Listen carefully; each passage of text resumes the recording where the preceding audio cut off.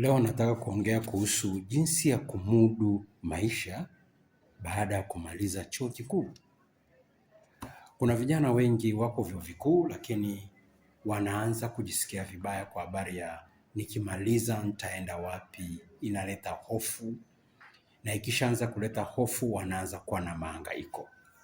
Lakini leo ningetamani tuongee kidogo kuhusu ukimaliza chuo kikuu ufanyeje sasa ili uweze kushughulika na hofu ulizo nazo na maisha unayoyaendea.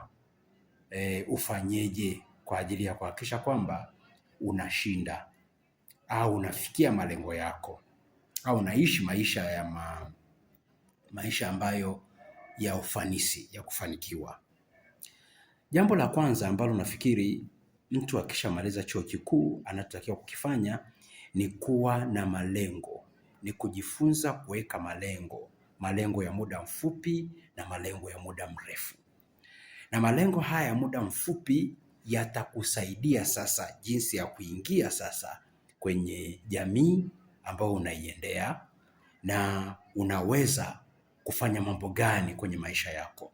Mojawapo ya ndani ya malengo mafupi unaweza ukaanza kuwaza kitu kinachoitwa self employment.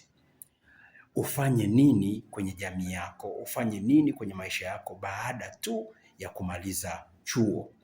Kile kitu ambacho unaweza kukifanya we mwenyewe.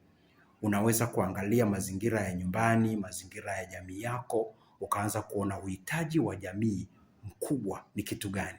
Basi ukajikuta unafanya kitu kidogo kwa habari ya kujiajiri mwenyewe.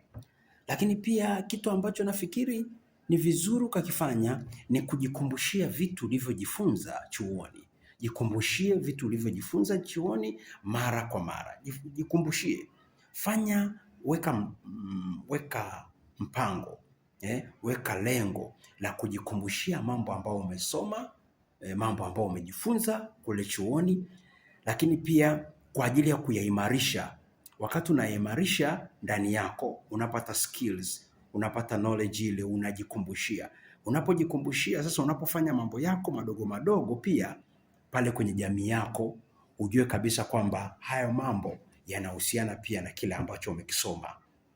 Lakini jambo lingine unaweza kufanya, lengo lako dogo ni kuhakikisha kwamba unakuwa na malengo mazuri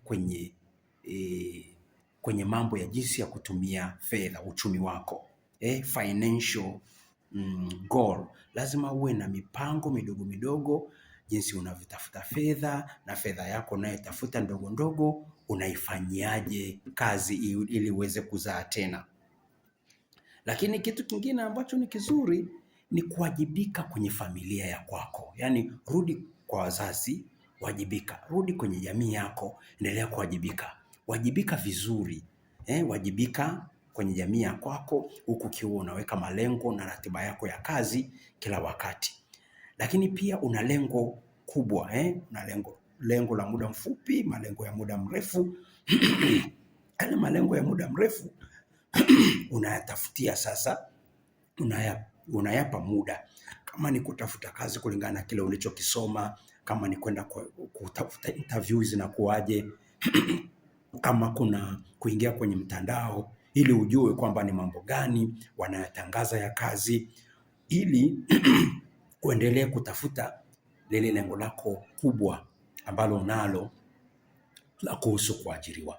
Kwa unaporudi kwenye jamii yako, hakikisha kwamba unakuwa na malengo yako mafupi, madogo madogo, lakini malengo marefu. Lakini na hayo malengo yako hakikisha pia unajiweka smart. Hebu kaa kama mkao wa yule aliyesoma, amesoma, amaliza chuo kikuu, ili unapokuwa unafanya mambo yako, ufanye mambo yako kwa ufanisi zaidi. Hayo ndio nilionayo kwa leo. Asante.